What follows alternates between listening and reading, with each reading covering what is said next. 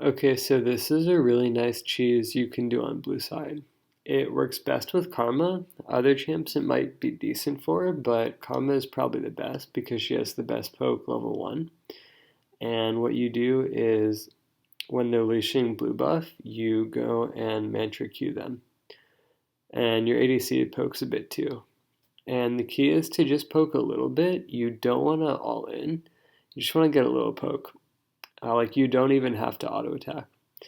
And it's hard for the enemy bot lane to deal with because they have to focus on leashing and dealing with blue buff, so you get some free damage off. And the other advantage is that after you poke a little, you can walk straight to lane, whereas they have to take a longer way around. So you can start shoving and get in a good spot to poke and zone their bot lane when they finally do get to lane. If you're on red side, it's a bit different. On blue side, you can just poke their blue. But on red side, a similar cheese is to wait in the tri-bush. And you can just poke when they come, but you can also go for an all-in when they face check the bush if it's not warded. But to do that, you have to be sure that you actually win an all-in level 1. Anyways, doing this puts you in a pretty good spot for lane. So it's good if your jungler can get a leash from top.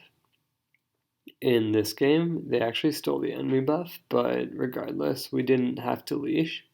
So we were free to poke, and it got our lane in a pretty good spot. So yeah, I would really recommend trying this. As long as you don't overcommit, it can pretty much only be good for you.